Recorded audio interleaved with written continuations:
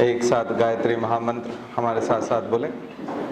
ओम भूर्भुवः स्वः तत्सवितुर्वरेण्यं भर्गो देवस्य धीमहि धियो यो नः प्रचोदयात्। तो आज नैनो टेक्नोलॉजी की बात करना शुरू करने वाले थे और बायोटेक्नोलॉजी का समापन कल हमने किया, लेकिन उसकी भी कुछ चीज़ें बातें बाकी है, वो भी करेंगे एप्लीकेशन बेस्ड। और इंफॉर्मेशन एंड कम्युनिकेशन टेक्नोलॉजी की भी कुछ चीज़ें जोड़ने की कोशिश करेंगे। और इसके साथ ही मैं इस बार स्पिरिचुअलिज्म को भी जोड़ने वाला हूँ, जो इंडियन स्पिरिचुअलिज्म है उसके विचारों को भी, उससे आपको हिस्ट्री समझ में आएगी।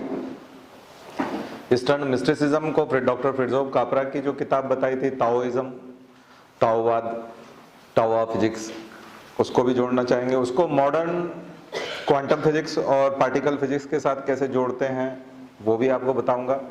डीप इकोलॉजी की बात करेंगे, मेटाफिजिक्स की बात करेंगे और बहुत सारी ऐसी चर्चाएं आज मैं करना चाहता हूं जिससे ये पूर्व संध्या है विवेकानंद जयंती की, युवा दिवस है कल, तो कल भी हमारे यहाँ प्रोग्राम होगा, आप सब आएंगे। लेकिन आज का दिन भी आपके लिए बहुत विशेष हो सकता है। आज का जीवन में आपके लिए जो परिवर्तनकारी दिन होते हैं ना, उन परिवर्तनकारी दिनों में से एक दिन हो सकता है, अगर आप माने तो, अगर आप सेंसिटिव हैं तो। सेंसिटिव होने का मायना ये है कि जैसे सभी लोगों को जोक समझ में नहीं आते, है ना। कई लोग एकदम से जिस समय में हंसना है वहीं हंस पड़ते हैं, कई लोग बाद में हंसते हैं, और कई बार हंस ही नहीं पाते, वो देखते रहते हैं ये हो क्या रहा है। तो मुझे लगता है कि सेंसिटिविटी उसी को कहते हैं, ग्राह्यता। जितना आपका रिसीविंग पावर होगा उस हिसाब से आपका निर्माण हो सकता है।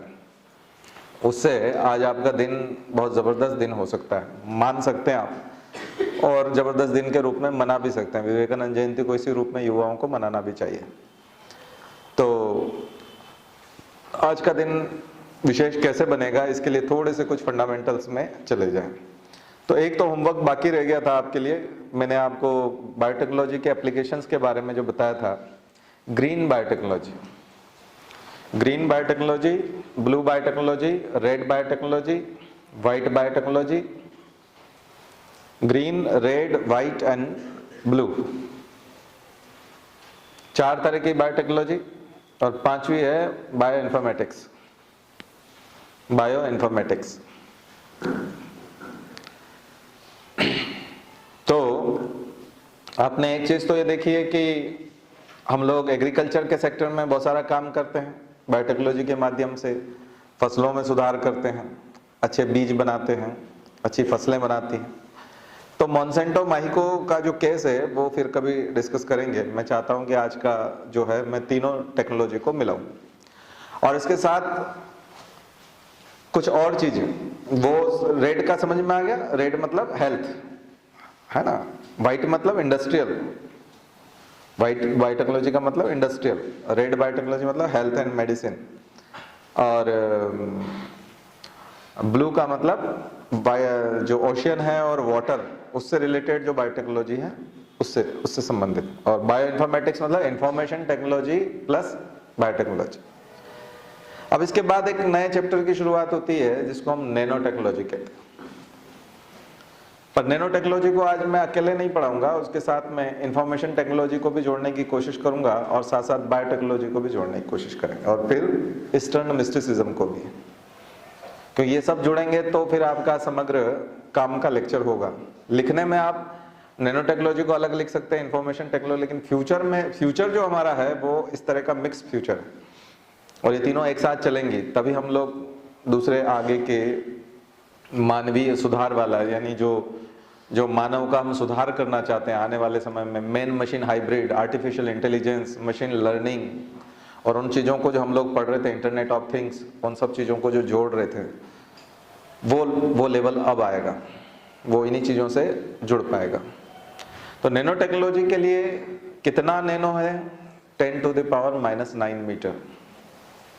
10⁻⁹ मीटर बहुत ही छोटा हिस्सा है। 100 करोड़ रुपए का 1 रुपया।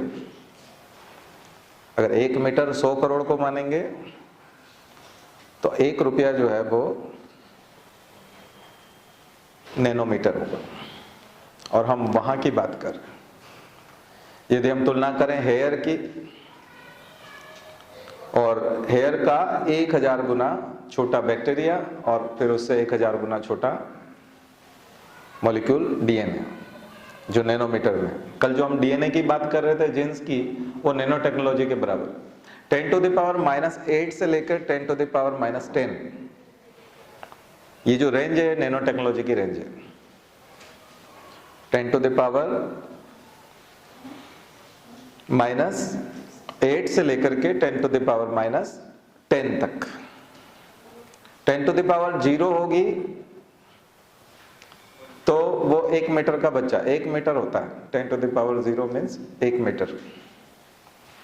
बस उसको छोटा छोटा छोटा हिस्सा करते जाएंगे तो उसको हम 10⁻⁹ कहेंगे। इसकी तुलना करने के लिए कुछ लोग टेनिस बॉल का एग्जाम्पल देते हैं कि टेनिस बॉल के अगेंस्ट नैनो पार्टिकल कितना होगा। एक टेनिस बॉल के अगेंस्ट नैनो पार्टिकल कितना होगा, तो बताते हैं कि टेनिस बॉल के अगेंस्ट जितना पृथ्वी है, पृथ्वी जितनी बड़ी है, पृथ्वी के लिए जितना टेनिस बॉल का इंपॉर्टेंस है, उतना 1 नैनोमीटर के लिए टेनिस बॉल आया समझ में। यानी वो उतना सूक्ष्म है, उतना कम हो जाता है। तो इससे अंदाजा लग सकता है कि इसके लिए आप YouTube पे इस पे जाइएगा, गूगल पे, और लिख लीजिएगा कंपैरिजन, नैनो मटेरियल का comparison, size comparison, nano size comparison. तो आपको कंपैरिजन के इतने तरह के चार्ट मिलेंगे, तरह तरह के प्रोडक्ट से, तरह तरह की वस्तुओं से उन्होंने तुलना करके बताई हुई है कि इसके अगेंस्ट ये है क्या। तो कल जो हम बात कर रहे थे वो सूक्ष्म विज्ञान की बात कर रहे थे। आप हमारे परम पूज्य गुरुदेव का साहित्य कभी पढ़ेंगे तो सूक्ष्म शरीर के बारे में बात करते हैं, और कहते हैं कि मैं मर नहीं रहा हूं, ये स्थूल शरीर। 3 तरह के शरीर बताते हैं वो। एक सूक्ष्म शरीर, एक सबसे पहले स्थूल शरीर जो दिखाई देता है, ये स्थूल शरीर है। फिर एक बताते हैं वो सूक्ष्म शरीर, और फिर बताते हैं कारण शरीर। आपने 2.0 मूवी देखी है अभी रजनीकांत की, वो तीनों का मिक्सचर है, बायोटेक्नोलॉजी का, इंफॉर्मेशन टेक्नोलॉजी का, और नैनो टेक्नोलॉजी। क्योंकि नैनो मटेरियल जो होते हैं वो ऑटोमेटिकली रीअसेंबल करते हैं खुद को। नैनो मटेरियल में अभी मैं एक एग्जांपल देख रहा था, आप ही लोगों के लिए देख रहा था कि YouTube पे कोई अच्छे एग्जांपल मिल जाए, तो उसमें एक बहुत अच्छा एग्जांपल उसने दिया कि जब नैनो मटेरियल आ जाएंगे और नैनो टेक्नोलॉजी पूरी तरह से डेवलप हो जाएगी तो जादू जैसे काम होंगे। आप तरह तरह के पुर्जों को किसी एक बॉक्स में डाल दीजिए और फिर उसको हिला दीजिए, उससे कोई चीज बन जाएगी, वो सब असेंबल हो जाएंगे। नैनो मटेरियल्स में असेंबल होने की पावर होती है, असेंबलिंग पावर होती है, सेल्फ असेंबलिंग पावर होती है, खुद ही असेंबल हो जाता है। जहां जो फिट हो सकता है पुर्जा, आपका कुछ टूट गया है, आप नैनो टेक वाली मशीन में उसको डालेंगे, वो पूरा जो हिस्सा जहां जुड़ना चाहिए वहीं जुड़ेगा, दूसरी जगह जुड़ेगा नहीं। तो अगर इस तरह के, अगर आप ग्लासेस की बात करें तो 400 सेंचुरी में, चौथी सेंचुरी में, चौथी शताब्दी में ये रोमन लोग बना चुके थे। वहां के 2 गॉड हैं, डायनेसस और अपोलो। अपोलो अच्छी बातों के देवता हैं, अपोलो जो देवता माने जाते हैं वो अच्छी बातों के देवता माने जाते हैं। ये जितने भी हमारे साइकिल के और टायर के नाम है ना, हरक्यूलिस, एटलस, अपोलो, है ना, ये सारे के सारे ग्रीक के गॉड है, ग्रीक गॉड है ना। एटलस कौन है? जिन्होंने पृथ्वी को अपने कंधे पे उठा रखा है। हम लोग बोलते हैं कि शेषनाग ने धारण किया हुआ है ना, लेकिन ग्रीक लोग बोलते हैं, जो यूनानी है वो बोलते हैं कि ये पृथ्वी को कंधे पे उठा रखा है। किसने उठा रखा है? एटलस ने। हरक्यूलिस कौन था? जिसने हाइड्रा को मारा था। राम रावण का युद्ध होता है, या महिषासुर और रक्त बीज वाला और वो वाला केस आपने देखा है उसमें दुर्गा सप्तशती में, उसमें रक्त बीज को मारते हैं तो उसके रक्त की बूंदें जितनी गिरती है, ये रीजनरेशन पावर, उसके अंदर रीजनरेट करने की पावर होती है। तो हाइड्रा भी अपने आप को रीजनरेट कर लेता है। ये सब चीजें जो है ये आपको ऐसे ही आपने उसमें देखा होगा, मूवी में देखा होगा कि उसको कुछ करते हैं, तोड़ते हैं तो फिर से नया बना लेता है, रीअसेंबल कर लेता है खुद को। तो ये जो है प्राचीन काल से जो हमारी यहाँ की स्टोरीज चली आ रही ना, जो माइथोलॉजिकल थी, वो कहीं ना कहीं इसमें जाकर के रुकती है। तो मैं उस तक ले जाऊंगा आपको, और उसकी महिमा को हम अपने आंतरिक शक्तियों को, अपरिमित शक्तियां हैं, इनको समझ सकते हैं। लेकिन उसके लिए करना क्या होगा और कैसे समझ सकते हैं, उसके लिए थोड़ा अध्ययन करना पड़ेगा आपको। तो नैनो टेक्नोलॉजी जो है, ऐसे मटेरियल आ जाएंगे, नैनो मटेरियल आ जाएंगे। आपने तरह तरह के विंडशील्ड का बात देखी है कि उसमें पानी रुकेगा नहीं, क्योंकि हाइड्रोफिलिक और हाइड्रोफोबिक होगा। हाइड्रोफोबिक अगर शील्ड आपने लगा दी तो आपकी कार गंदी नहीं होनी है, आपकी बाइक कभी गंदी नहीं होगी, क्योंकि वो रिपेल करेगा, उसको प्रतिकर्षित करता है। ठीक है। कोई चीज आपके ऐसे औजार, आपने कभी का मिस्त्री के औजार देखे होंगे, जो मकान बनाने वाले मिस्त्री होते हैं, उनके औजार बड़े गंदे हो जाते हैं सीमेंट में, सीमेंट चिपकी होती है उनकी हथौड़े पे और उन सब चीजों पे, देखा ना है हमारे पे, सीमेंट चिपकी होती है, गंदे हो जाते हैं, हेवी हो जाते हैं, जो वजन होता है उससे भी भारी हो जाते हैं, क्योंकि उन पे फालतू चीजें चिपक जाती हैं। और जब सीमेंट के छोटे टुकड़े और वो ईंट के छोटे टुकड़े और वो सब उसमें लग जाते हैं, वजन भी बढ़ जाता है। लेकिन अगर वो नैनो मटेरियल का बना हुआ है तो उसको सीमेंट में डुबो देंगे तो भी वो चिपकेगा नहीं। तो कपड़े हो सकते हैं ऐसे, बकमिस्टर फुलरिन, ये एक प्रोडक्ट है जो किसी साइंटिस्ट के नाम पे है, बकमिस्टर फुलरिन। मैंने नोट्स में मैंने दिया है उसको। Nano carbon tubes, nano carbon tubes, Graafian के ऊपर नोबेल प्राइज मिला था, और 4 साल तक लगातार, जिस साल नोबेल प्राइज मिला उसके बाद 4 साल तक लगातार यूपीएससी ने प्रीलिम्स मेंस में सब जगह ग्रेफिन को पूछा। Smallest, thinnest and hardest material, दुनिया का सबसे हार्डेस्ट मटेरियल, जो अपने वजन का 1,00,000 गुना ज्यादा वजन सहन कर सकता है, फ्लेक्सिबल।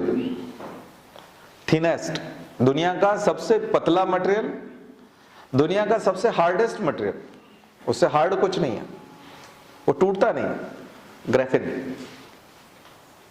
ग्रेफाइट सुना है आपने, ये कार्बन का अपर रूप है, इसलिए उनको बोलते हैं कार्बन नैनो ट्यूब्स। ग्रेफिन को क्या बोलते हैं? Carbon nano tubes. ये एक बहुत बड़ी क्रांति है, कार्बन नैनो ट्यूब्स। इनके माध्यम से अगर कोई चीज बनेगी, आपने माइक्रो प्रोसेसर देखा ना अपने कंप्यूटर का, अपने लैपटॉप का। पहले लैपटॉप जो होते थे बहुत भारी होते थे, 10 किलो तक के लैपटॉप थे, शुरू के जो लैपटॉप थे। फिर धीरे धीरे वो 3-4 किलो वाले हुए, फिर धीरे धीरे वो बहुत हल्के हो गए, लैपटॉप बहुत हल्के आने लगे। अब किसी का लैपटॉप उठाएंगे आप 500 ग्राम का होगा, बहुत ही हल्का। कहाँ से आ गया? अंदर की मशीनरी क्या हो गई? नैनो मटेरियल को यूज कर लिया। तो ऐसा माना गया है कि पदार्थ जब सूक्ष्म होता जाता है ना, तो उसकी पावर बढ़ती जाती है, क्षमता बढ़ती जाती है, उसकी धारण करने की क्षमता भी बढ़ती जाती है, बेयरिंग कैपेसिटी बढ़ जाती है जब सूक्ष्म हो जाता है। इसलिए व्यवहार में भी हम बोलते हैं लघुता, विनम्रता। विनम्रता होती है, लघुता होती है, तो वो महानता बढ़ती जाती है। और ये चीज कहाँ से आई है, कैसे आई है, इन सब चीजों की बात हम लोग जैन साहित्य में जाएंगे तो वहां एक शब्द आता है पुद्गल। जैन साहित्य में पुद्गल शब्द आता है, वो परमाणु के लिए है। वैशेषिक दर्शन में जाते हैं तो अणु और अणियान, महत्वमय्यान, जो उन्होंने परिकल्पना दी है महर्षि कणाद ने। महर्षि कणाद का वैशेषिक दर्शन है, वो पदार्थ है, विशेष नामक पदार्थ। 7 तरह के पदार्थ बता रहे। उन्होंने कहा जो ये विशेष नामक पदार्थ है ना, ये परमाणु है, और ये न तो नष्ट किया जा सकता है, न इसकी उत्पत्ति की जा सकती है, और न इसको और छोटा किया जा सकता है, इससे छोटा भी कुछ नहीं होता। तो कल हम जो बात कर रहे थे वो मॉलिक्यूलर बायोलॉजी की बात कर रहे थे, मॉलिक्यूलर लेवल पे बात कर रहे थे, अणु के लेवल पे बात कर रहे थे। आज हम जा रहे हैं एटॉमिक लेवल, एटम की बात कर रहे हैं।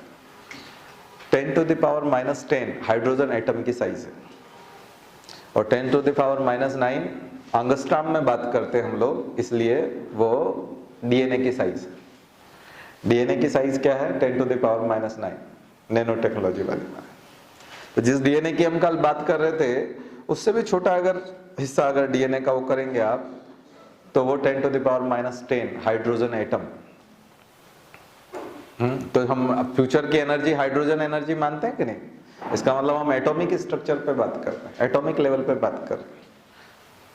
तो एटम के लेवल पे जब आप बात करते हैं तो ऊर्जा बहुत बढ़ जाती है, और ऐसी ऐसी ऊर्जाएं विद्यमान हैं। हम लोग क्यों जाना चाहते हैं दुनिया में, दूसरे दूसरे ग्रहों पे क्यों जाना चाहते हैं? क्योंकि हमको ऐसी कोई ऊर्जा मिल जाए कि 10,000 साल के लिए भारत की ऊर्जा की आवश्यकता खत्म हो जाए, ना हमको कोयला जलाना पड़े, ना डैम बनाना पड़े, ना हमको न्यूक्लियर पावर, यूरेनियम का मसला रहे, कुछ नहीं। हमको ऐसा कोई पदार्थ मिल जाए कि जिससे इलेक्ट्रिसिटी जनरेट हो जाए और जिससे सब कुछ हो जाए, और 8-10 हज़ार साल तक हमको कोई एक नए सोर्स की जरूरत नहीं पड़े, और फिर वो ग्रीन भी हो और वो कार्बन डाइऑक्साइड भी रिलीज नहीं करता हो। इसलिए आप देखते होंगे कन्वेंशनल और नॉन कन्वेंशनल सोर्सेस करते कि नहीं करते? हम बात करते हैं ना, कन्वेंशनल परंपरागत और गैर परंपरागत सोर्सेस, जो व्यवहार में आते हैं और जो व्यवहार में नहीं आते हैं, ऐसे ऊर्जा के सोर्सेस। ये कहाँ से आए? कभी किसी ने सोचा था कि सौर ऊर्जा का उपयोग होगा, सौर ऊर्जा से हम बिजली जला सकेंगे? ढेरों ऐसे कैंपस हैं लोगों के, ढेरों फैक्ट्रियां हैं जो सेल्फ डिपेंड है, अपने यहाँ सोलर प्लांट लगाए हुए हैं, उनके यहाँ की ऊर्जा की आवश्यकता यहीं से पूरी। उनके यहाँ इलेक्ट्रिसिटी का कनेक्शन ही नहीं है, इलेक्ट्रिसिटी बोर्ड का कनेक्शन ही नहीं है, जरूरत ही नहीं है उनको, वो सेल्फ डिपेंड है। किसने सोच लिया? कहाँ से आ गए सोलर सेल, ये सब व्यवस्था। अब विंड एनर्जी को कैसे कर लेंगे, जियोथर्मल एनर्जी को कैसे कर लेंगे? भूताप, जमीन के अंदर तापक्रम तो है, आप जमीन को जैसे जैसे खोदते जाते हैं अंदर तापक्रम बढ़ता जाता है, टेम्परेचर बढ़ता जाता है। तो इस टेम्परेचर को ऊर्जा में कैसे करेंगे? तो जियोथर्मल एनर्जी, उसको क्या बोल दिया? अब ये कौन से हैं? नॉन कन्वेंशनल है। अब इनको हम नॉन कन्वेंशनल, गैर परंपरागत बोलते हैं, क्योंकि इनकी परंपरा नहीं है। परंपरा किनकी है? कोयले की है। हमारे यहाँ परंपरा किसकी है? ऊर्जा निकालने की परंपरा हमारी कोयले की है, कोयले से ऊर्जा निकाल लेते हैं। तो एनर्जी वाला सेक्टर भी यहीं से आता है। तो ऐसी एनर्जी विद्यमान है, कॉस्मिक एनर्जी, बहुत सारी ऐसी एनर्जी है, बस इसको क्या है कि महसूस करने की चीज है, और ये तत्व आपको जानने पड़ेंगे। और जो आज विज्ञान जहाँ चला गया है, फ्यूचर के लिए आपको मानना पड़ेगा कि अगले 100 साल बाद ये दुनिया इस तरह से नहीं रहेगी। ये नैनो टेक्नोलॉजी पे काम कर रही होगी, ये एटॉमिक एनर्जी पे बात काम कर रही होगी, और एटम के लेवल पे बात करती होगी। और हमारे जितने भी जो उपकरण हैं जिनको हम लेके घूमते हैं, ये सब हमारी बॉडी में बायोनिक चिप के तौर पर बायोटेक्नोलॉजिकली मशीन मैन हाइब्रिड बन चुका होगा। और मशीन मैन हाइब्रिड जो आपने देखा है वो मूवीज उसके ऊपर हॉलीवुड में और अब बॉलीवुड में भी, और आपने देखी है आप कि वो चीजें आने लगी हैं। और ये चीजें फ्यूचर है, ये फ्यूचर का साइंस है और ये सच है। और हमारा एंशिएंट अगर पूरा मिस्टिसिज्म भी देखें, जिसको हम मिस्टिसिज्म कहते हैं, वो भी यही है। और ताओवाद जो चाइना में आपको दिखाई देता है, और वो जो क्षमताएं विकसित करते हैं मनुष्य की, इसलिए उनकी मूवीज जो है वो अतिशयोक्ति वाली लगती तो है, लेकिन वो मनुष्य की क्षमताओं के साथ है। वो मानवीय मस्तिष्क की अपरिमित संभावना है। नीचे एक वांग्मय पड़ा हुआ है गुरुजी का, इतना मोटा, उसको पढ़िए, उसमें सब कुछ लिखा हुआ है। अपरिमित संभावना है, इतनी संभावना है इस मस्तिष्क की कि हम अंदाजा नहीं लगा सकते। फिर हम क्या कर रहे हैं? फिर असीमित काम कौन कर जाते हैं? जिनका काम कर, जो ऐसा काम कर जाते हैं, हम उसके लिए ताली बजाते हैं, हम कहते हैं बहुत ग्रेट है, उनका फिर बायोपिक बनता है, ऐसे लोगों का बायोपिक बनता है, मूवी बनने लगती है उनके ऊपर। फिर उनको हम साधारण मनुष्य न मान करके उनको बधाई देने लगते हैं, उनको असाधारण मानने लगते हैं, जबकि वो असाधारण नहीं है, वो साधारण है। उन्होंने अपनी शक्तियों को पहचान लिया है। अब उन्हीं शक्तियों को पहचानने का नाम ही नैनो टेक्नोलॉजी का ज्ञान है ना। दरअसल क्या है कि मैंने आपको बताया था कि छापा खाना नहीं है ना, हमारे यहाँ छापा खाना नहीं था। इसलिए कोई भी चीज अगर हमने डिस्कवर कर ली है, एक मान लीजिए, एक उदाहरण के तौर पे बताया, शायद मैंने पहले भी बताया हो, एक दौड़ हो रही है, एक दौड़ हो रही है और दौड़ की प्रतियोगिता है, और दौड़ की प्रतियोगिता में 10-12 लोग जो है पहले आगे आ गए और वो आ चुके हैं, फर्स्ट 1 से लेके 10-12 तक वो आ चुके हैं। लेकिन वहां जो रिकॉर्ड कीपर था वो नहीं था, यानी जो एक आदमी लॉन्ग कॉपी रजिस्टर लेके बैठा हुआ है, नोट कर रहा है कौन आया सबसे पहले, हाथ खड़ा करो, अच्छा तुम्हारा नाम बताओ, ये अच्छा तुम आए, पहले नंबर पे, ये दूसरे नंबर पे, ये रिकॉर्ड लिखने वाला और रिकॉर्ड लिखवाने वाला कि अच्छा ये आया, इसका नाम लिखो जरा, ये आए सबसे पहले, वो व्यक्ति वहां नहीं था। 10-12 लोग आ चुके हैं, उसके बाद एक आदमी और एक रजिस्टर लेकर के आ गया और एक नोट कराने वाला आ गया, बोले अच्छा कौन आया, चलो आओ तुम आए, ये हो गया। तो ये हुआ गैलीलियो के साथ में, ये हुआ न्यूटन के साथ में, ये सब लोग बाद में खड़े हुए, बाद में आए, बाद में इन्होंने डिस्कवरीज की, लेकिन उस समय से रिकॉर्ड रखने लगे। और हमने जो रिकॉर्ड रख रखा था हमारे यहाँ पर, न्यूटन वही बात कर रहे हैं जो बात आपको कणाद में मिलती है और जगह पे मिलती है। कई जगह पर ये सब जड़ के और ये सब नियम दिए जा चुके हैं, वो बोल चुके हैं सब नियम, इनके बारे में बता चुके हैं सारी की सारी चीजें। एस्ट्रोफिजिक्स में जितनी भी चीजें हुई हैं वो आपको वराहमिहिर और बृहद संहिता में सब चीजें मिल चुकी हैं। आर्यभट्ट पहले कर चुके हैं सब काम।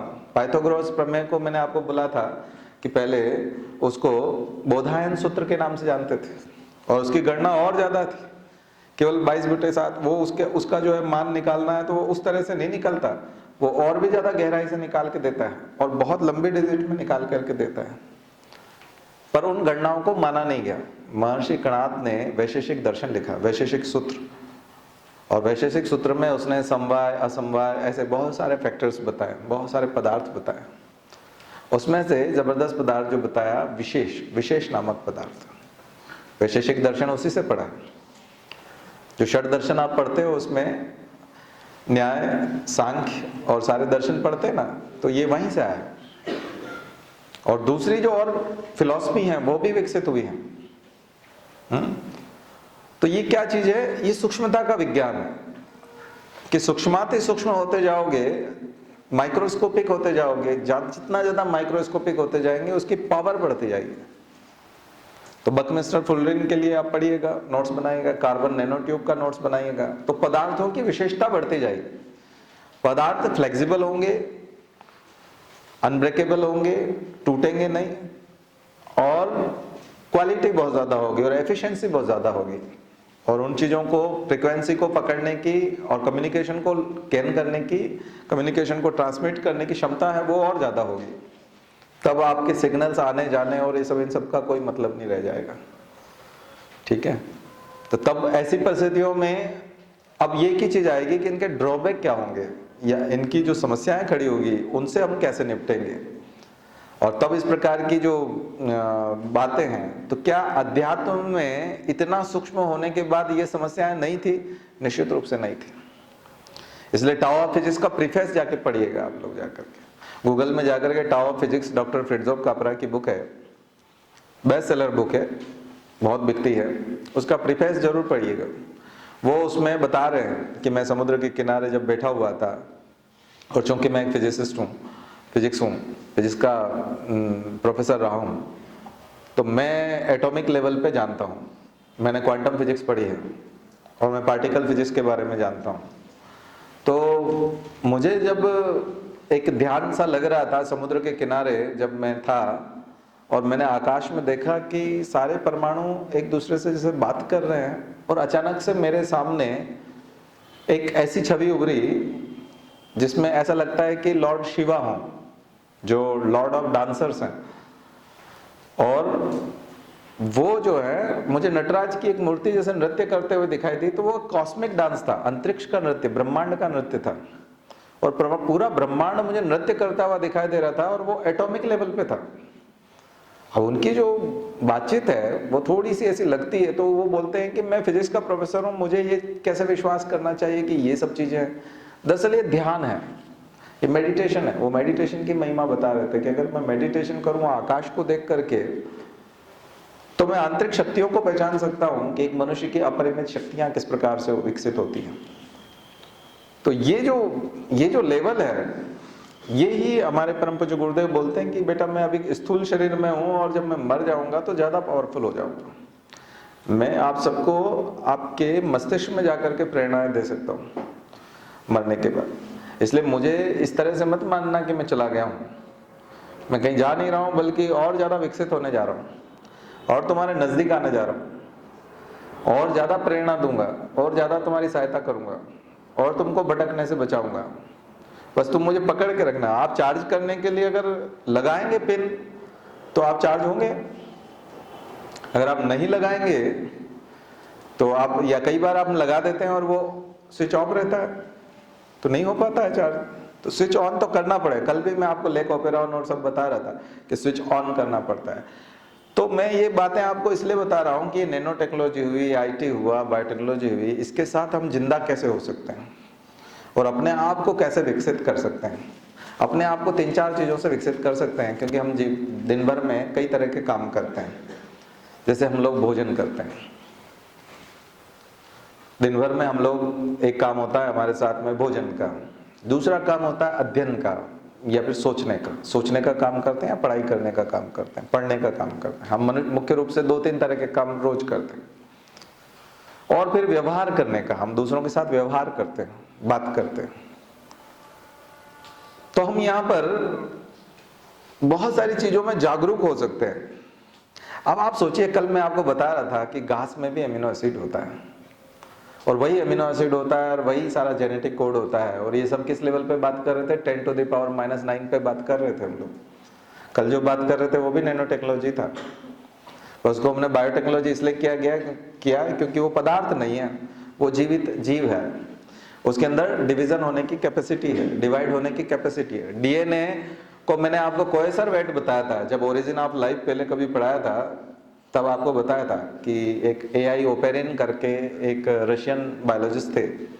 तो रशियन बायोलॉजिस्ट ने जो थ्योरी दी थी, वो दी थी कोएसर वेट की थ्योरी दी थी। उन्होंने कहा था सबसे पहले जो जीव विकसित हुआ इस ब्रह्मांड में, वो पानी के अंदर एक बूंद थी, एक ड्रॉप थी। और उस ड्रॉप की विशेषता थी कि वो ड्रॉप साइज में बड़ी होती थी और 2 में डिवाइड हो जाती थी, 2 छोटी बूंदों में डिवाइड हो जाती थी। उसी को उन्होंने कोएसर वेट कहा। फिर उसके बाद उन्होंने कहा ये प्रोटोवायरसेस बन गए, फिर वायरसेस हो गए, फिर प्रोकैरियोटिक सेल हो गए, यानी कि बैक्टीरिया हो गए, और फिर वो यूकैरियोटिक सेल बने। फिर सबसे यूकैरियोटिक सेल में भी जो सबसे पहले यूनिसेल्यूलर अमीबा, और फिर मल्टीसेल्यूलर, और फिर ह्यूमन बीइंग तक। इतनी जटिलता जो विकसित हुई है वो कहाँ से हुई है? कोएसर वेट से। कोएसर वेट सबसे सूक्ष्म चीज थी और सबसे पहली चीज थी जिसमें डिवीजन होने की परंपरा थी। उसमें क्या विशेषता थी कि वो डिवाइड हो जाता था। कोएसर वेट 1 बूंद से 2 बूंद बन जाता था। इतनी सूक्ष्म दुनिया है। हम लोग क्या गड़बड़ कर रहे हैं?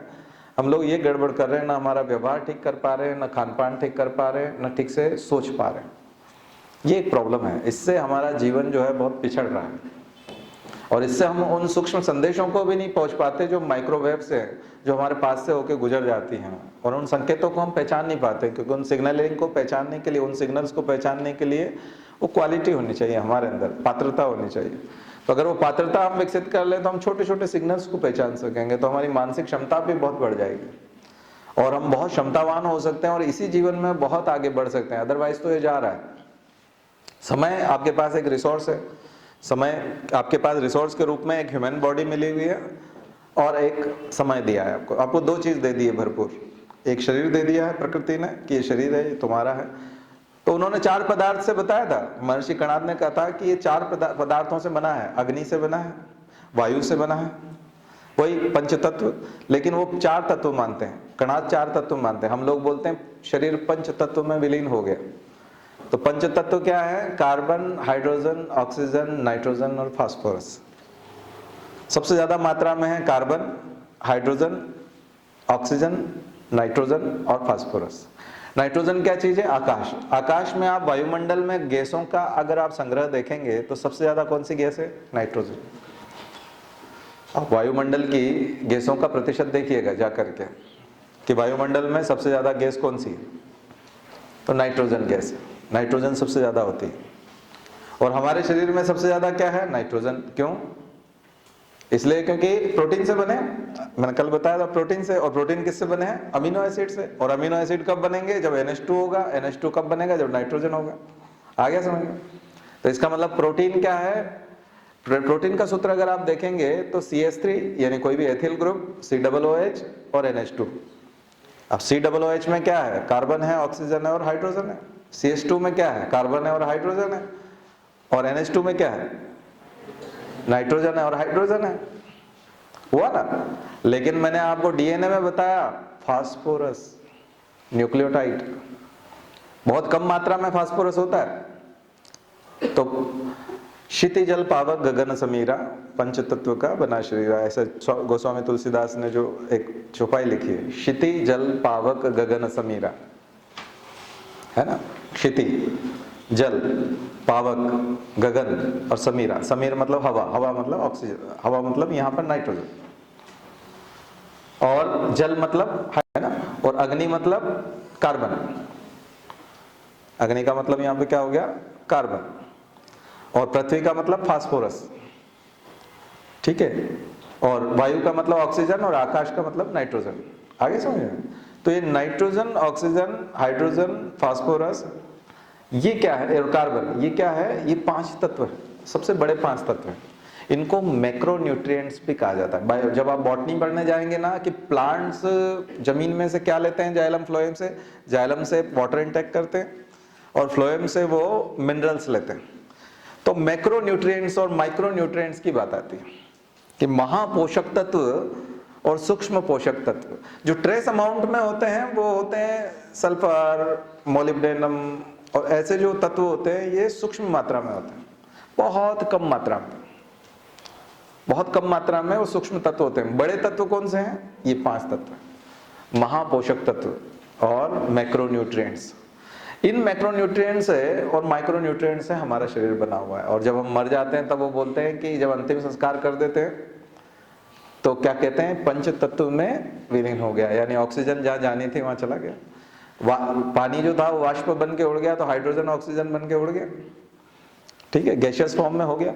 लेकिन फास्फोरस गैसियस फॉर्म में नहीं रहता है, तो राख के रूप में पड़ा हुआ था। राख के रूप में जो हम बटोरने जाते हैं सुबह, तो क्या करते हैं, फास्फोरस को उठाते हैं, कार्बन को उठाते हैं, कार्बन की राख मिल जाती है, कार्बन की और फास्फोरस की राख भर वहां पड़ी रहती है।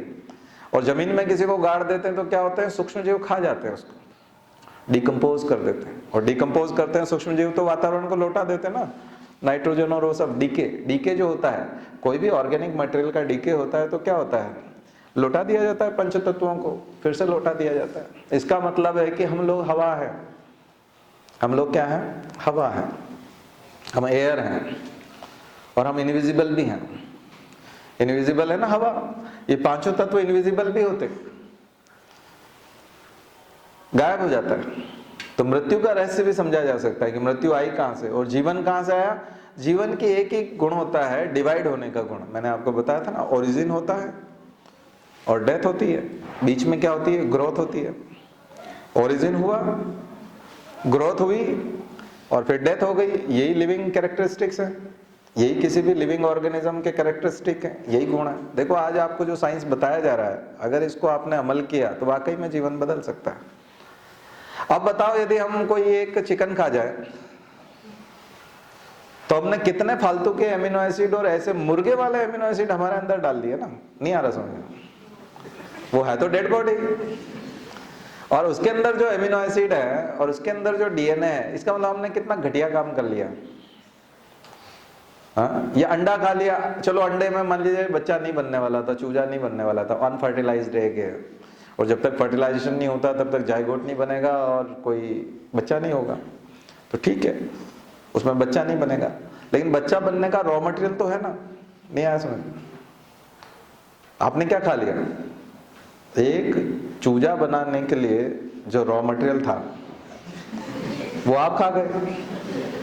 अब वो आपके अंदर करामात दिखाएगा कि नहीं दिखाएगा। जब 10 to the power -9 वाली चीजें करामात दिखा सकती हैं, तो अंडा कितना है। हाँ? अंडा तो मैं पृथ्वी के बराबर बता रहा हूं ना उसके अगेंस्ट, तो बहुत बड़ी चीज है, उसका तो स्थूल रिजल्ट मिलने वाला है आपको। अब आपकी मानसिकता चूजे जैसी होनी कि नहीं, आपका विकास कैसे होगा, और आप चूजे से ज्यादा सोच कैसे सकते हो। आप जीते जागते ईश्वर ने बहुत शानदार कृति आपको बनाई थी, और आप अपने आप को चूजा बना लिया। आपकी औकात चूजे से ज्यादा है भी नहीं, क्योंकि आपने भोजन क्या खाया। आपको जीवित रहने के लिए, अब मान लिया जाए आप सुबह सुबह सो करके हॉस्टल में से उठे हैं और कमरे के बाहर जागते हैं कि आपकी जो बाइक पड़ी है, स्कूटी पड़ी है, एक आदमी केरोसिन लाके डाल रहा है उसमें, आपका एक फ्रेंड। आप कितना चिल्ला उठोगे, बोले इसमें पेट्रोल डलता है भैया, ये तू गाड़ी खराब करेगा मेरी, तेरे को तमीज नहीं है, ये हम बोलेंगे ना उसको। ये मेरी जो है कितनी महंगी गाड़ी है, और हम क्या कर डालते हैं, फिर शराब पी ले। कई लोग बियर पीते हैं, वो बोलते हैं कि ये मतलब वो शराब नहीं है ना, बहाना होता है। हमारे भी कुछ दोस्त हैं जिनका मन करता था, तो जब हम जाते थे कहीं किसी के यहाँ, तो सब लोग शराब पी रहे होते थे, तो वो ऑफर करता था। तो हमारा दोस्त जो है वो फिर हमारी तरफ देखता था, तो हमारी तरफ देखता, तो हम तो इजाज़त नहीं देते उसको कि भाई तुम ये बोल ही रहा, लेकिन आप करो नहीं है। लेकिन वो, उसकी मम्मी भी उस पर बहुत गर्व करती कि देखो बेटा हमारा कुछ पीता नहीं है ना, कि जबकि इनकी जितनी पोस्ट पे ऊंचा कोई चला जाता है तो देखा नहीं आपने क्या क्या मतलब लोग करते हैं। तो मैं भी हाँ बोलता, मैंने कहा नहीं नहीं ठीक है, वो वाकई में नहीं पीता, लेकिन असलियत हम जानते हैं कि वो क्या करता है आपका बेटा। तो वो वहाँ बोलता है कि नहीं चलेगा, मतलब बियर चलेगी। मैंने देखा उनको बियर पीते हुए, तो अच्छा वो मेरे सामने बियर चला ली उसने, जिस दिन मैं नहीं होऊंगा उस दिन क्या क्या चला लेगा, ठीक है, वो कर लेगा। अब इससे क्या होगा, इससे आप अपने आप को डिग्रेड कर रहे हैं। देखो डिग्रेड कर सकते हैं, डिग्रेड तो लोग इतना कर लेते हैं कि एक 12th का बच्चा है और वो हताश हो जाता है, एक जगह साइड में जाकर के बैठता है और उसको लगता है दुनिया समाप्त होने वाली है, और क्या मतलब है, ये सब फालतू बात है जीवन। और बस वो निगेटिव थिंकिंग आती जाती है, नकारात्मक विचार आते जाते हैं, और वो फिर वो फांसी का फंदा खरीद लेता है या दवाई खरीद लेता है और सुसाइड कर जाता है। रोज कितनी सारी खबरें आप पढ़ते हो, खास करके एग्जाम्स के दिनों में बहुत होता है ना। उसके लिए तो दुनिया ही समाप्त हो गई, जबकि अगले साल हो सकता है कि गवर्नमेंट ने कह दिया 2 महीने बाद ये न्यूज आ जाए कि इस बार की जो 12th एग्जाम में किसी को फेल ही नहीं किया जाएगा। तो फिर उसका तो मरना बेकार हो गया, है ना। लेकिन वो उसके लिए वो न्यूज काम की नहीं है, उसको हम लौटा नहीं सकते।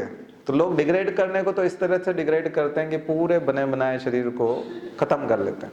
अच्छा खासा शरीर मिला था, उससे पता नहीं कितनी योजनाएं बन सकती थी, दुनिया में कहां से कहां पहुंचाया जा सकता था, उस व्यक्ति को नोबेल प्राइज मिल सकता था, उस व्यक्ति के माध्यम से डिस्कवरी हो सकती थी, उस व्यक्ति के माध्यम से क्या क्या नहीं हो सकता था, मानवता की बहुत बड़ी सेवा हो सकती थी। पता नहीं वो क्या कर सकता, असीमित संभावना है। हो सकता है वो जो अंतरिक्ष यात्री बनता भारत की तरफ से वही व्यक्ति होता अगला, इसरो उसी को लॉन्च करने वाला होता। तो कुछ पता नहीं क्या होने वाला था, उसका कितना नाम होता, उसकी मृत्यु जो है वो राष्ट्र के नाम पे शहादत होती, क्या पता वो सीमा पर लड़ते हुए मारा जाता, तो उसका अंतिम संस्कार बहुत भव्यता से हो रहा होता। और यहाँ जो है वो डेड बॉडी लेने के लिए भी दिक्कत आ रही है, क्योंकि पुलिस वाले अलग पैसा मांग रहे हैं, पोस्टमार्टम वाले पैसा मांग रहे हैं, आप परेशान हो, डेड बॉडी लेने के लिए भी घर वालों को दिक्कत आ रही है, बहुत बहुत समस्याएं खड़ी हो जाती है। और वहां सम्मान पूर्वक आपका अंतिम संस्कार होता है। देखिए अंतिम संस्कार सभी का होना है, कुछ का किया जाएगा और कुछ का हो जाएगा। ठीक है, कुछ का किया जाएगा और कुछ का हो जाएगा, लेकिन सभी का, हम सब जितने भी बैठे हैं यहाँ पर, सब अंतिम संस्कार को प्राप्त होंगे, क्योंकि वो होता ही है, क्योंकि हम पंचतत्व में जाएंगे, क्योंकि वहीं से आए हैं, वहीं से हमारा निर्माण हुआ है। हमारा निर्माण हुआ है 2 सेल्स, 23 क्रोमोसोम मदर से मिले, 23 क्रोमोसोम फादर से मिले, जाइगोट बना है। इसका मतलब उसमें carbon, hydrogen, oxygen, nitrogen, phosphorus है। डीएनए जो है वो सारे के सारे इन सब चीजों को लिए हुए हैं, और बाकी जो प्रोटीन, कार्बोहाइड्रेट, फैट हैं वो इसी रूप में आए हुए हैं। इससे हमारा निर्माण हुआ। बाद में माता के पोषण से हमको पोषण मिला, तो पोषक पदार्थ थे वो भी प्रोटीन, कार्बोहाइड्रेट, फैट थे। जो हम खाते हैं वो भी हमको यही कहा जाता है कि आप प्रोटीन डाइट ज्यादा लीजिए, प्रोटीन डाइट ज्यादा लेंगे तो आपके अंदर एमिनो एसिड बढ़ेंगे। और एमिनो एसिड, कई सारे प्रोटीन डाइट जो मैं मार्केट में देखता हूँ, जो जिम में लगे रहते हैं ऐसे और कई जगह पे, उसमें अमीनो और नाइट्रोजन और वही सब बने होते हैं। अगर आप देखोगे प्रोटीन डाइट के ऊपर, तो वो नाम भी उनके अमीनो और उसी तरह से होते हैं, नाम भी उसी तरह से रखते हैं, नाइट्रोजन, न्यूट्रिनो, इस तरह का नाम रखा जाता है। क्यों? क्योंकि वो पावर है, वो एनर्जी है। उसी रूप में आपको भोजन मिलता गया और आपका निर्माण होता गया, एक के बाद एक ऑर्गन बनते गए, और ये हो गया। हम लोगों को पशुओं से दूसरी तरह से एक कॉन्शियसनेस दी गई है। पशुओं में इतनी कॉन्शियस है कि नहीं पता नहीं, वो इतना सोच पाते हैं कि नहीं, इतने इमोशंस है कि नहीं है, इतना दिल से बात को लेने की, उनके अंदर ब्रेकअप होता है तो वो कितना दुखी होते हैं है ना, वो समझ पाते हैं कि नहीं पाते हैं। लेकिन हम लोग पूरा हिल जाते हैं, हमारा पूरी दुनिया बदल जाती है। हम लोग इतना हिल जाते हैं कि दुनिया पूरी तरह से बदली से लगने लगती है। हमारे घर में यदि किसी की डेथ हो जाए तो हमको सब कुछ अलग लगता है, उसको हम डीप इकोलॉजी बोलते हैं। मेटाफिजिक्स में और डीप इकोलॉजी में, वो ये जो एक इकोलॉजी आप पढ़ते हैं ना, वो शैलो इकोलॉजी, वो इकोलॉजी है connection between man and environment, जो है वो मानव और पर्यावरण के बीच का जो संबंध है वो स्थूल लेवल का संबंध है। कि आप बाहर गए और अभी जैसे थोड़े दिन पहले 5 डिग्री हो गया था भोपाल में, तो आप सबने सारे गर्म कपड़े निकाल लिए थे कि बाहर 5 डिग्री है भाई, बहुत ठंड लग रही है। ये भी एक इकोलॉजिकल इम्पैक्ट है, ये भी एक इकोलॉजी है, क्योंकि पर्यावरण में ठंड है, बाहर ठंड लग रही है तो आपको महसूस हो रही है, आपको आपकी फीलिंग जो है उसको आप महसूस कर पा रहे हैं, ठंड को महसूस कर पा रहे हैं। लेकिन कुछ चीजें जो होती है वो ठंड की तरह महसूस नहीं होती, दिखाई नहीं देती, तेज धूप की तरह दिखाई नहीं। तेज धूप हमको दिखाई देती है कि बहुत ज्यादा तेज प्रकाश हो जाता है और सूर्य का जो ताप है वो एकदम चरम पे होता है ना। ठंडा पानी होता है तो हमको बर्फ की लेयर उसमें दिख जाती है, बहुत ठंडा। अगर स्नो कवर एरिया में चले जाएं उधर तो माउंटेन में, तो वहां जाकर के हमको कश्मीर में बर्फ दिखने लगती है। ये शैलो इकोलॉजी है। लेकिन एक डीप इकोलॉजी होती है जो महसूस होती है, जिसे हम महसूस करते हैं, फील करते हैं। और वो इकोलॉजी ये होती है कि जैसे आपके घर पे किसी की मृत्यु हो गई और यही कड़ाके की ठंड है, लेकिन आप बिना जूते चप्पल के लोग शव यात्रा में जाते हैं, चले जाएंगे, आराम से चले जाएंगे। इतनी कड़ाके की ठंड में आप निकल जाएंगे घर से। कई लोग नहा के जाते हैं, घर से स्नान करके। हमारे यहाँ गायत्री परिवार में जब अंतिम संस्कार करवाया जाता है तो विधि विधान से तो उसको पहले स्नान कराया जाता है। उसको कहा जाता है घर पे पहले स्नान करेंगे, फिर आप शव यात्रा में जाएंगे, तो उसको स्नान करना पड़ता है। तो अब वो गर्म पानी नहीं करवाता, जिसकी माँ मर गई है, पिता मर गया, वो ऐसा नहीं कहेगा गर्म पानी ला दो मैं नहा लेता हूँ, क्योंकि उसकी माँ तो जलने वाली ना। उसके उस समय में उसके जो इमोशंस लेवल जो होते हैं वो पूरे अलग होते हैं, उस समय उसका लेवल अलग होता है। उसके बाद सर्दी हो जाएगी या क्या हो जाए, कई बार कुछ नहीं होता, कुछ भी नहीं होता, क्योंकि वो एक अलग तरह की शक्तियां आ जाती, अलग तरह का शरीर होता है। तो ये कौन सी इकोलॉजी है? एक सामान्य मनुष्य को तो ठंड लग रही है, एक सामान्य मनुष्य तो ओढ़ के घूम रहा है, आप बाहर खुले में, अच्छा ऐसा व्यक्ति खुले में नहाता, अंदर जाके बाथरूम में नहीं नहाता, उसको घर के बाहर नहाने के लिए कहा जाता है कि घर के बाहर नहाएंगे आप। फिर वो शमशान में जाके नहा लेता है। ढेरों लोग जनवरी के महीने में, फरवरी में, दिसंबर में शमशान में नहा लेते हैं। अपने गांव के लोगों को तो बहुत ज्यादा ऐसे कोई कवर्ड एरिया भी नहीं मिलता, कुछ भी नहीं मिलता। शहरों में तो फिर भी शेड होते हैं थोड़े बहुत, वो वहीं नहा लेते हैं, शमशान में नहा लेते हैं। हमने ढेरों लोगों को देखा, हमने खुद ने नहाया है। ऐसे कई सारी शव यात्राओं में जाना पड़ता था तो बाहर हो जाता था। कैसे हो जाता है? ऐसी अद्भुत शक्ति आ कहाँ से जाती है? लोग मानसरोवर में नहा लेते हैं।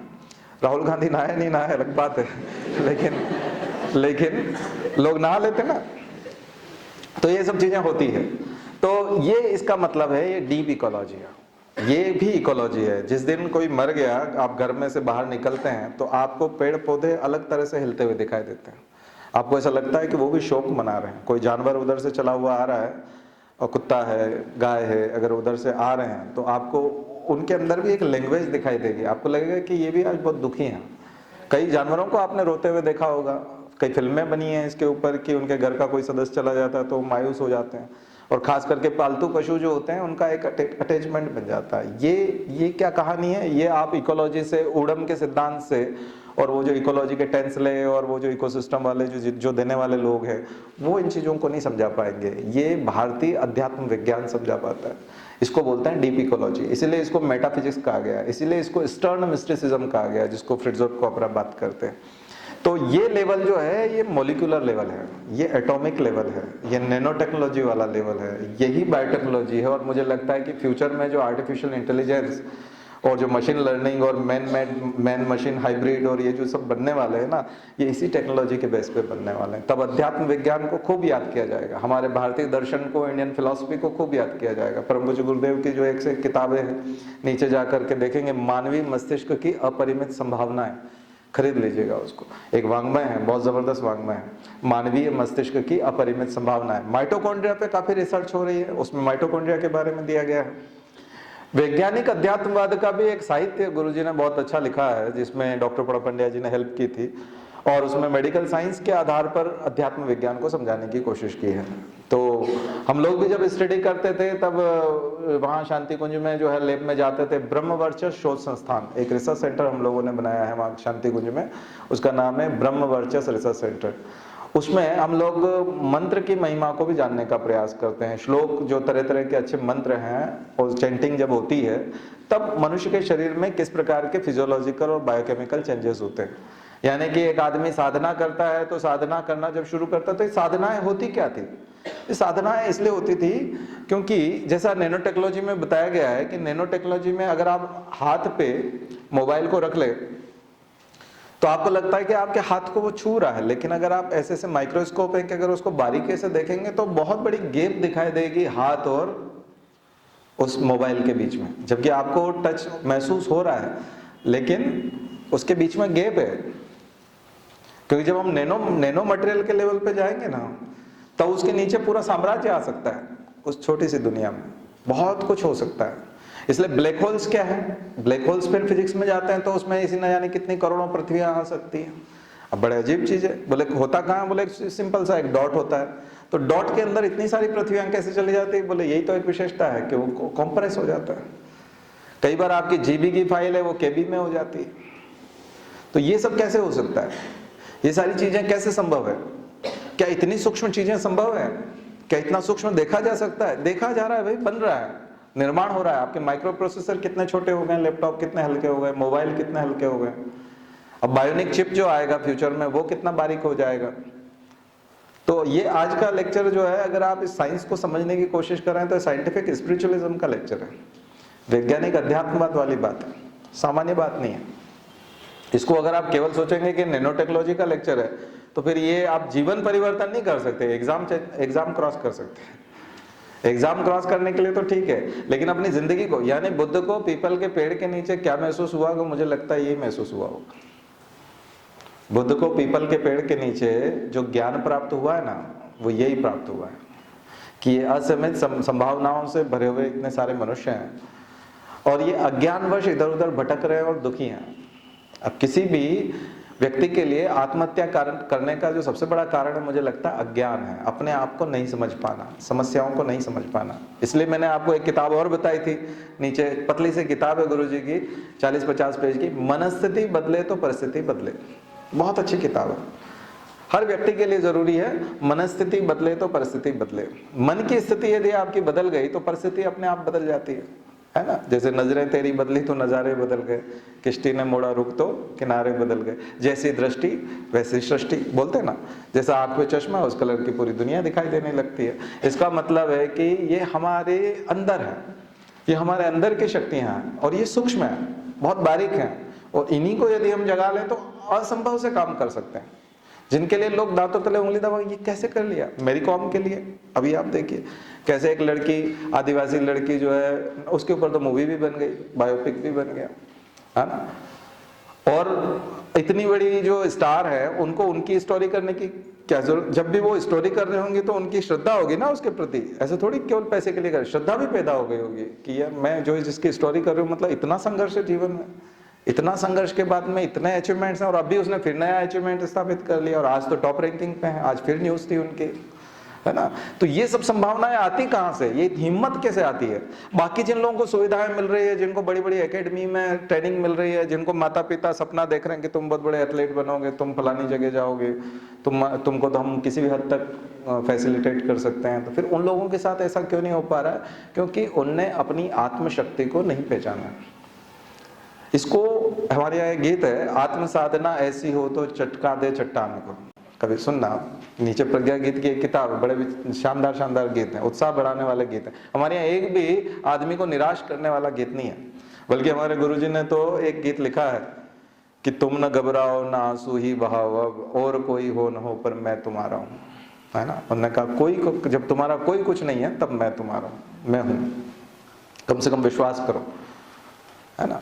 और पर एक ही चीज होती है, पात्रता विकसित करनी होती है। सहायताएं अपने आप इन शक्तियों की बरस जाती है, सहायताएं बरस रही है। आपने बहुत सारे ऐसे वीडियो देखे होंगे जो आपको इंस्पायर करते हैं, ऐसे बहुत सारे यूट्यूब पे चीजें हैं, लेकिन वो सब एक ही बात कहते हैं कि प्रकृति की सारी शक्तियां आपके साथ है, यदि आप पॉजिटिव हैं, यदि आप सकारात्मक विचारों से भरे पड़े हैं, तो आपका एक ऊर्जा क्षेत्र काम करता है, एक ओरा काम करता है, एक आपका आभा वलय बनता है, और उस आभा वलय के नजदीक जो आते हैं, इसलिए हमारे मित्र अच्छे लोग होने चाहिए।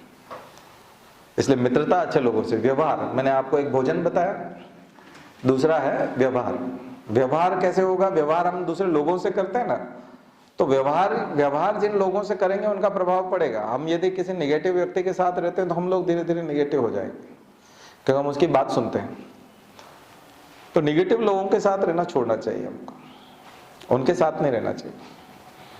नकारात्मक विचार वालों का साथ बिल्कुल छोड़ देना चाहिए। जो भी ये कहता हो ये तुमसे नहीं होगा, ये तुम ये नहीं कर पाओगे, तुम ये नहीं होगा, तो फिर उससे कहो बोले तुम अलग चले जाओ, वो हम करेंगे, फिर देखना एक के बाद एक।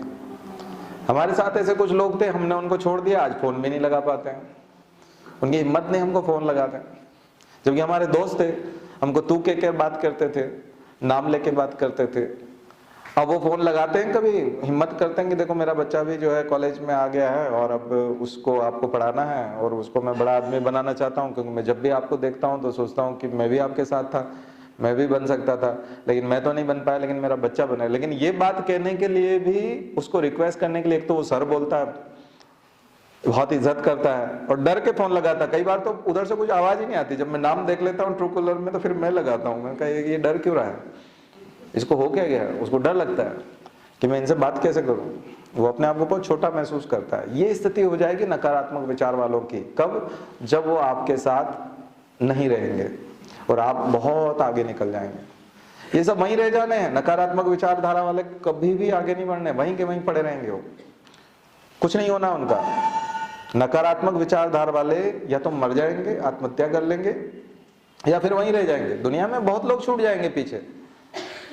अगर आपको आगे बढ़ना है तो दूसरों को पीछे छूटते हुए देखना पड़ेगा आपको, क्योंकि सब लोगों को एक साथ लेकर के आप आगे नहीं बढ़ सकते। इतने सारे लोगों के विचार परिवर्तित करने की क्षमता आप में नहीं है। और चूंकि जब तक आप उसके विचार नहीं बदल लेते, उसका भोजन बदलना पड़ेगा आपको, कि वो भोजन क्या खाता है, वो व्यवहार क्या करता है और वो सोचता क्या। 3 तरह की चीज बदलनी पड़ेगी ना।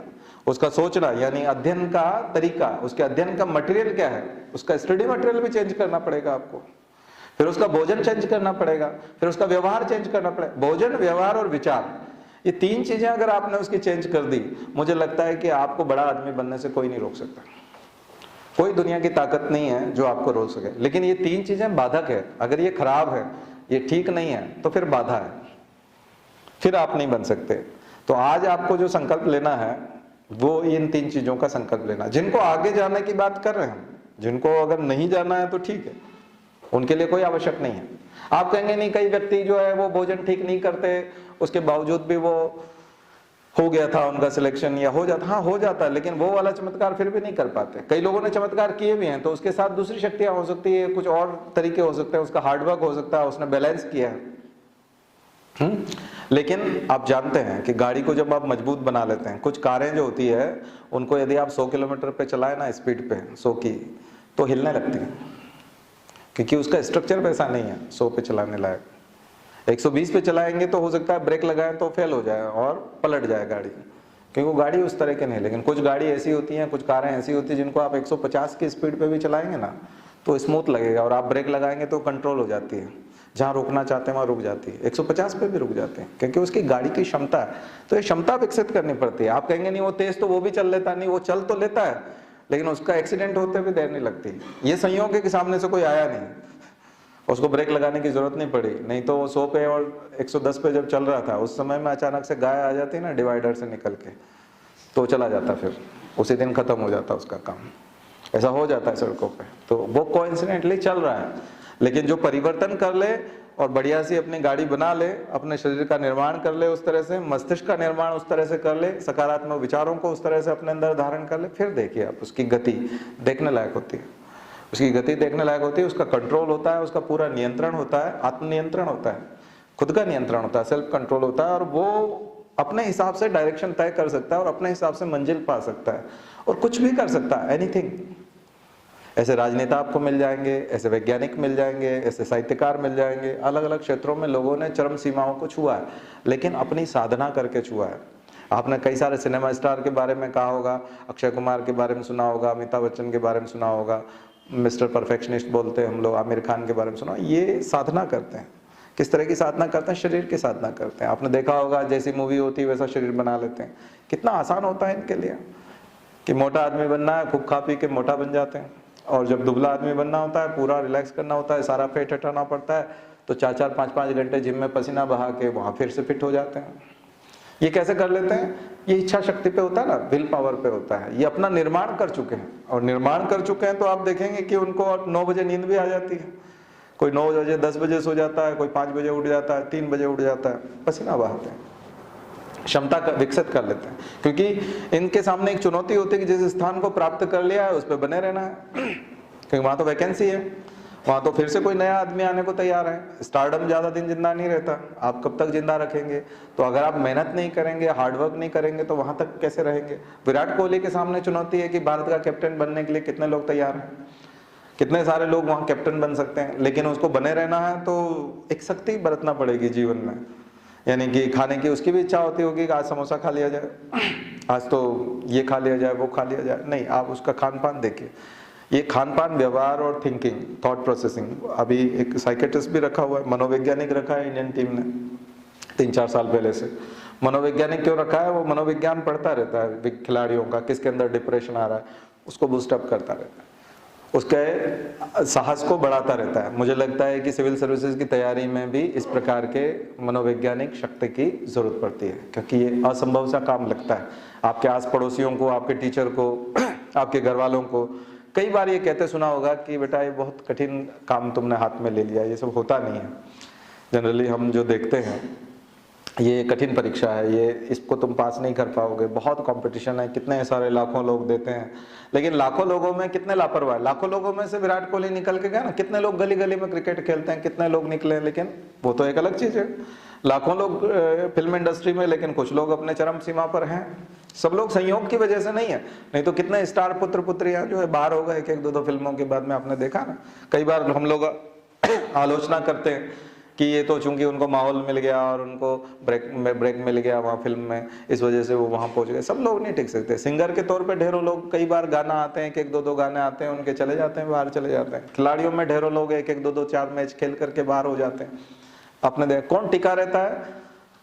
जिसमें क्षमता होती है, और ये क्षमता विकसित करनी पड़ती है, हार्डवर्क करना पड़ता है। इसलिए एक और किताब मैं आपको गुरुजी की बता रहा हूँ, युग की मांग प्रतिभा परिष्कार, टैलेंट रिफाइनमेंट। युग की मांग प्रतिभा परिष्कार, बहुत जबरदस्त किताब है। ये सब हम जो आज बोल पा रहे हैं आपके सामने, इतनी सारी बातें हैं, ये उन्हीं बुक्स के कारण बोल पा रहे हैं। हमने ये अध्ययन किया है, बचपन से इन किताबों का अध्ययन किया, और केवल अध्ययन नहीं किया, इसको जीवन में ढाल लिया। इसलिए आज आपके सामने इतनी सारी नौकरियां छोड़कर और इतना सब काम धाम छोड़ करके हम जो है लेक्चर देने के लिए बैठे और गुरुवार शुक्रवार को आते हैं, आपसे बात करते हैं। ये क्यों करते हैं? ये उन किताबों का रिजल्ट है। उसको हमने जीवन में धारण किया है और क्षमताएं हासिल की है और टॉप पे बने रहे हैं, और आज भी एक स्टूडेंट की तरह जीते हैं, पढ़ते हैं। नहीं तो हमको क्या जरूरत है? हमको तो जो नॉलेज आ गया है उससे काम चला सकते नहीं। नई नई चीजें पढ़ते रहते हैं, नई नई चीजें सुनते रहते हैं, ज्ञान प्राप्त करते रहते हैं, और उसका मॉडिफिकेशन करके फिर आपको देते हैं। तो ये करते रहना पड़ता है। और इसको किताब पढ़ने के बाद ऐसा नहीं कि आप किताब पढ़ लेंगे और फिर वो बहुत अच्छी लगेगी और आप कहेंगे वाह कमाल के लेखक हैं भाई, ये तो बहुत बढ़िया लिखते हैं और धन्य हो ऐसे व्यक्ति इस धरा पर आए और फलाना ये वो सब। इनसे नहीं होता। आप धन्यवाद देते हैं, आप भगवान का धन्यवाद करते हैं कि आपने ऐसे ऐसे लोगों को पैदा किया, अरे वाह। नहीं, आपको बदलना पड़ेगा। और यदि आपने बदल दिया तो ये आज का दिन में महामानव बनने का, सुपरमैन बनने का दिन है आपका। आप बहुत आगे जा सकते हैं। और अगर आप इसको हंसी में उड़ा के ये कोई सामान्य घटना है, ये तो आज पता नहीं क्या लेक्चर, मुझे नहीं लगता ये फिर आपकी पात्रता नहीं है। मैंने तो डिग्रेड करने वाले लोग वहां तक बता दिए जो सुसाइड कर लेते हैं। दिन भर में कई लोगों के मन में कई तरह के निगेटिव विचार आते हैं जिनको दुनिया समाप्त सी लगती है। कई बार होता है, कई बार हमको किसी ने चुपती हुई बात बोल दी, इतने में भी बुरा लग जाता है। इसमें इस तरह से सोचा कीजिए कि ये व्यक्ति 3 अरब कोशिकाओं का बना हुआ व्यक्ति है ना, और इतनी कोशिकाएं इसके पास है और कितना डीएनए है इसके पास। डीएनए कल कितना बताया था आपको, 7000 चक्कर जो है वो लग जाए। अब ये भटका हुआ है बेचारा, इसको कुछ पता नहीं है। हाँ, इसको पता नहीं है कि इसके पास कितना डीएनए है और कितनी प्रोटीन बन सकती है और क्या क्या हो सकता है, और ये चांद तक पहुंच सकता है, कोई पहुंचा ना पहुंचे, है ना। और पता नहीं अगले मंगलयान में ये जाए, है ना। लेकिन इसको कुछ समझ में नहीं आ रहा है, ये क्षमताओं को जानता नहीं। तो आपको माफ करने की क्षमता बढ़ जाएगी आपकी, अगर आप इस चीज को समझेंगे सामने वाला इतना जबरदस्त आदमी है और ईश्वर की या प्रकृति की इतनी बड़ी रचना है। आप एथिस्ट हैं तो भी मान सकते हैं कि प्रकृति ने बनाया, चलो ठीक है, आप ईश्वर को नहीं मानते, लेकिन प्रकृति को तो मानना पड़ेगा ना, क्योंकि हम बने तो हैं कहीं न कहीं से, और मरते भी हैं। इसका मतलब हम बनते भी हैं और दुनिया में समाप्त भी होते हैं। ये बात तो सही है, इसको तो आप नकार नहीं सकते। कितना बड़ा आदमी हो, आपके यहाँ का डॉन हो, गुंडा हो, शराब माफिया हो, जिसके कम से कम 10 इंजीनियरिंग कॉलेज थे, ऐसा आदमी हो, मरता नहीं क्या? वो मरता है ना, उसकी भी शव यात्रा निकलती है, अखबार में आता है, पुण्य स्मरण भी आते हैं बहुत सारे लोगों के, जिन्होंने क्या क्या बड़े बड़े काम किए, वो सब भी मरते हैं। तो ये सब चीजें होनी है तो फिर उसको माफ किया जा सकता है कि भाई इसकी होनी तो अंततः तो दुर्गति होनी, अंततः तो ये मरना है। और इसको तो माफ किया जा सकता है। आप अनावश्यक ही कूड़ते रहते हैं, अनावश्यक ही दुश्मनी मानते रहते हैं। हम सोचते रहते हैं कि इसको हम खत्म कर देंगे, इसको तो बिल्कुल नीचा दिखा के मानेंगे। क्या नीचा दिखाना है, किसको दिखाना है? आप अपने आप को बहुत आगे बढ़ा लीजिए, आप इतना आगे बढ़ा लीजिए कि सब नीचे हो जाएंगे। आपको किसी को नीचा दिखाने की जरूरत नहीं है, आप सब कुछ हो जाएगा, सब कुछ ठीक हो जाएगा। दरअसल अपनी अंदर की जो कुंठाएं हैं वो समाप्त कीजिए। ये अध्यात्म लेवल पे कई लोग अलग तरह से बात करते हैं, मैं आपको मॉलिक्यूलर और एटॉमिक लेवल पे बात कर रहा हूँ। मैं आपको बात कर रहा हूँ डीएनए की बायोटेक्नोलॉजी की लैंग्वेज में और नैनो टेक्नोलॉजी की लैंग्वेज। फिर देखिए कि आपका एक एक अणु और परमाणु कैसे आपका साथ देता है, कैसे आपको, अब आप जो कोई चीज खाते हैं ना, तो जैसे आप मान लीजिए आपको लगता है कि आप 8 घंटे या 12 घंटे नहीं पढ़ पा रहे हैं, तो 8 घंटे और 12 घंटे इसलिए नहीं पढ़ पा रहे हैं कि आप 4 रोटी खा जाते हैं, जबकि 3 से काम चल सकता था। आपकी भूख 2.5 रोटी खाते खाते आपकी भूख समाप्त हो गई थी, लेकिन स्वाद इतना अच्छा था कि हम उसको 4 तक ले गए। है ना, बात समझ में आ रही है कुछ? यहां हम अगर काम करें तो मुझे लगता है एक ही दिन में आप 4 घंटे अध्ययन बढ़ा सकते हैं अपना। एक दिन में 4 घंटे अध्ययन कैसे बढ़ा सकते हैं? अगर आप 8 घंटे पढ़ते हो और 12 घंटे पढ़ना है, तो आप हर कोर के साथ में मॉलिक्यूलर लेवल पे सोचिए किसमें किस चीज के मॉलिक्यूल जाने वाले हैं और वो आपकी बॉडी में जाकर के क्या करने वाले हैं, यानी कितनी ऊर्जा देने वाले हैं। और आपकी ऊर्जा यदि इतनी सी पर्याप्त है तो फिर उस ऊर्जा को खर्च कैसे करना है, तो फिर आप एक्सरसाइज कितनी करनी है और घूमते हुए कितना पढ़ना है और कुर्सी पर बैठ के कितना पढ़ना है और सो के कितना पढ़ना है। सो के तब पढ़ना चाहिए जब ऊर्जा समाप्त होने वाली है और खाना है नहीं मतलब आगे खाना नहीं है आपके पास। देखो बड़ा मॉलिक्यूलर लेवल पे यदि आप मैनेजमेंट करेंगे अपना, नैनो टेक्नोलॉजी के लेवल पे करेंगे, तो नैनो टेक्नोलॉजी के लेवल पे तो आपको माइक्रोस्कोप पे जाना पड़ेगा, क्योंकि आपको आंखों से दिखाई नहीं देगा, आंखों से हम देख नहीं सकते। तो आप महसूस तो कर सकते हैं ना। कैसे महसूस कर सकते हैं? प्रैक्टिकल करिए खुद के साथ में। एक दिन 2 रोटी खा के देखिए। हाँ, लेकिन जिनको ऊर्जा की कमी है और ऑलरेडी अंडर वेट है, वो लोग एक्सपेरिमेंट ना करें ये वाला, ठीक है? मुझे लगता है कि उनको ठीक ठाक ऊर्जावान फूड खाना चाहिए, कुछ न कुछ एनर्जी वाला फूड खा करके, और फिर पढ़ने बैठना चाहिए। जिनमें ऊर्जा की कमी है, चक्कर आ जाते हैं, है ना, और अंडरवेट चल रहे हैं, तो उनको ऊर्जा लेनी चाहिए और फिर पढ़ना चाहिए। नींद को भी कंट्रोल किया जाता है। 7 घंटे की नींद पर्याप्त होती है, 7 घंटे से ज्यादा नहीं सोना चाहिए। मुझे लगता है अपराध है, फालतू बात है। 8 घंटे सो जाते हैं, लेकिन जब आपका काम नहीं है तब सो जाना। जब आप एग्जाम निकाल लें और मान लीजिए कहीं कुछ बन जाए, तो फिर 8 घंटे सोते रहना। अभी कुछ दिनों के लिए 6 से 7 घंटे की नींद लेनी चाहिए। मैंने अब 6-7 घंटा सोना शुरू किया, इसलिए मैं अब 6-7 घंटे ही बोलता हूँ। पहले मैं 4 घंटे सोता था, 25 साल तक 4 घंटे ही सोया। तब मैं स्टूडेंट्स को बोलता था 4 घंटे सोना चाहिए, लेकिन फिर मुझे थोड़ी सी हेल्थ प्रॉब्लम होने लगी कि, पर वही 25 साल बाद मुझे ऐसा महसूस हुआ कि नहीं, थोड़ा ज़्यादा सोना चाहिए, तो अब मैंने सोना शुरू कर दिया 6-7 घंटे। इसलिए मैं इससे कम वाला बात बोलता नहीं, क्योंकि मैं खुद नहीं करता हूँ तो मैं नहीं बोलता तो अब मैं आपको 6-7 घंटे की बोलता हूँ कि 6-7 घंटे आप सोइए।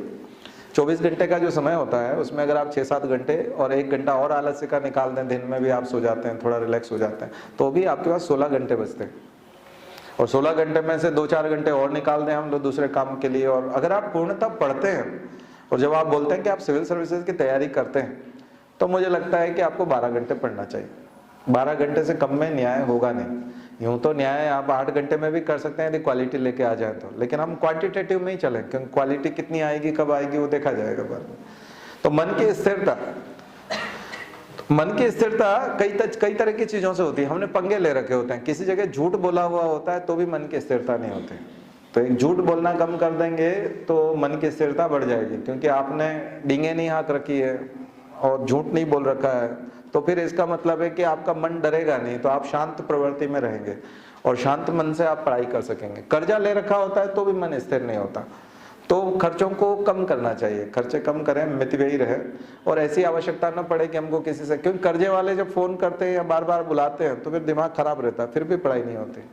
तो कर्जा भी नहीं लेना चाहिए, झूठ भी नहीं बोलना चाहिए, ये सामान्य चीजें। और कोई पाप किया हो, किसी को धोखा दिया हो, तो भी समस्या खड़ी होगी। आपने किसी को बेवकूफ़ बना रहे हैं, किसी के साथ बेवकूफ़ी कर रहे हैं और किसी को बेवकूफ़ बना रहे हैं, पर्याप्त उसको धोखा दे रहे हैं बार बार, तो वो आपके पीछे पड़ेगा। या जिस दिन उसको पता, आपको डर ये रहेगा कि उसको पता चलेगा तो क्या होगा, मैं तो ऐसा हूँ, मतलब वाकई में तो मैं उसका वेल विशर नहीं हूँ, वाकई में तो मैं, फिर समस्या खड़ी हो जाएगी। देखो ये सब शर्तें हैं। वो भोजन, व्यवहार और क्या बताया था, अध्ययन, है ना। भोजन, व्यवहार और अध्ययन के बाद ये कुछ शर्तें हैं जिससे मन शांत रहेगा और फिर वो 12 घंटे बहुत फ्रूटफुल होंगे, तब सिलेक्शन होगा। लेकिन अगर पंगे बहुत सारे हैं, आपने झूठ भी बोल रखा है, किसी को धोखा भी दे रखा है, किसी को चमका भी रखा है, किसी को क्या कर रखा है, और बहुत सारी पंगे ले रखे हैं, और अब आप सोचेंगे शांत मन से थोड़ा 12 घंटे बैठ लूं, तो वो लोग आएंगे बारी बारी, एक एक पन्ने पे एक एक आदमी आएगा, ठीक है।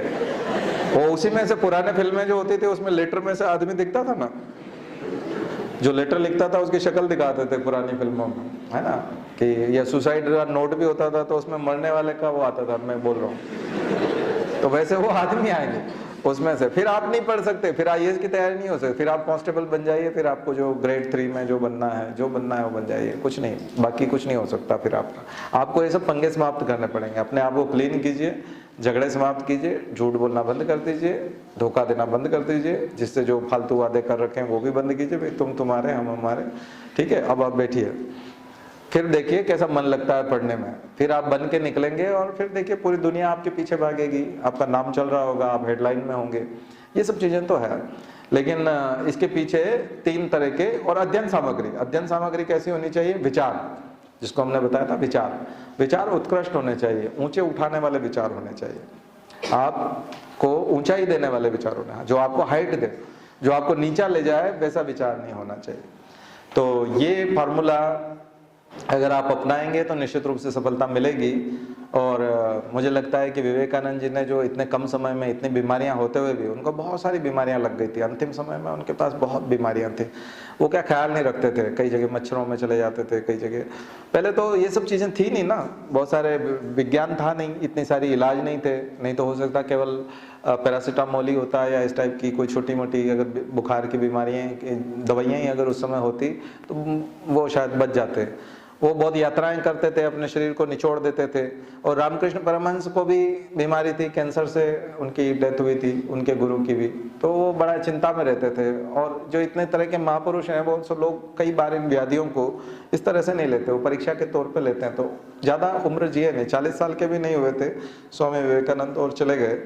पर उन्होंने जिंदगी में बहुत जबरदस्त काम किया, अध्यात्म का और दर्शन का और वेदांत का जो ज्ञान उन्होंने पूरी दुनिया को बांटा, और हिंदुत्व को जो एक नई दिशा दी। खास करके हिंदू धर्म के होते हुए उन्होंने हिंदुत्व की कट्टरपन की तरफ नहीं ले गए, वो हिंदुत्व की उस दिशा की तरफ ले गए जहां से एक मानव कैसे एक श्रेष्ठ मानव बन सकता है और मानवता की सेवा कर सकता है।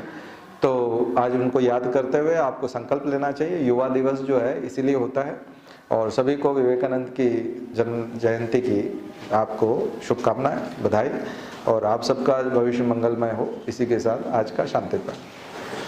ओम द्यौ शांति अंतरिक्षगम शांति प्रेतवी शांतिराप शांतिरौषधयः शांति वनस्पतयः शांतिर्विश्वे देवा शांतिर्ब्रह्म शांति सर्वगम शांति शांति शांति सामा शांतिरेधि। ओम शांति शांति शांति सर्वारिष्टासु शांतिर्भवतु। बोले गायत्री माता की, परम पूज्य गुरुदेव की, परमन्या माता जी की। हम सुधरेंगे, हम बदलेंगे, एक बनेंगे। जन्म जहां पर, अन्न जहां का, ज्ञान जहां से, वह है प्यारा। देश की रक्षा कौन करेगा? मानव मात्र, नर और नारी, जाति वंश सब, भारत माता की, भारतीय संस्कृति की